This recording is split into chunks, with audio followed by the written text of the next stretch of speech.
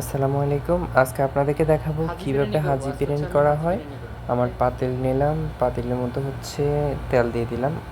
তেল কিছুক্ষণ গরম হোক। আমার মাংস আগেই কাটা শেষ হয়ে নিছে। তো হচ্ছে আমি তেলের মধ্যে কিছু মশলা দিয়ে দিব। তারপর হচ্ছে প্রত্যেকটা মশলা 1 টেবিল চামচ করে দিয়ে দিব। তেল গরম হয়ে গেছে। এখানে হচ্ছে রসুন বাটা, আদা বাটা, পেঁয়াজ বাটা আছে।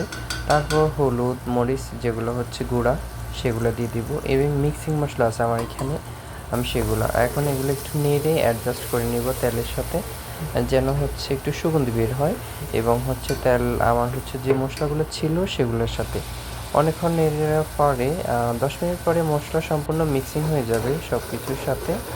তো আমার এবার মাংস দিয়ে দেবো আমি এখানে। মাংসগুলো যেন মশলার সাথে অ্যাডজাস্ট হয়ে যায় সেই জন্য হচ্ছে অনেকক্ষণ নাড়তে হবে। তো অ্যাডজাস্ট হয়ে যাবে এই জন্য আমরা নেড়ে হচ্ছে কিছুক্ষণ পরে ঢাকনা দিয়ে দিব। ঢাকনাটা আমরা বেশিক্ষণ রাখবো বলতে হচ্ছে 30 মিনিট রাখবো, কিন্তু 10-15 মিনিট পরে পরে আমরা এটা দেখতে হবে যে এটা হচ্ছে কেমন হচ্ছে বা এটা নেড়ে দিতে হবে, হ্যাঁ। তারপর আমাদের মাংসের মধ্যে মশলা থাকে বা হচ্ছে পানি থাকে, যে মাংসের মধ্যে যে পানিগুলো সেগুলো শুকিয়ে যায়। তো হচ্ছে আশা করি অনেকটা শুকিয়ে গেছে, অনেক সুন্দর দেখাচ্ছে এখন।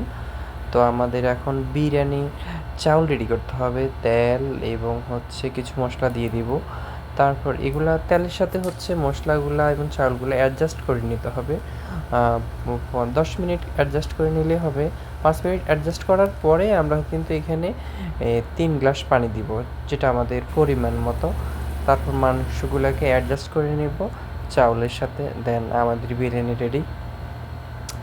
আলহামদুলিল্লাহ, আপনারা চাইলে এইভাবে করতে পারেন। আমি জানি আমার এখানে ছোটোখাটো ভুল হতে পারে, আই এম এক্সট্রিমলি সরি। যদি ভুল হতে থাকে তাহলে দেখাই দিবেন প্লিজ।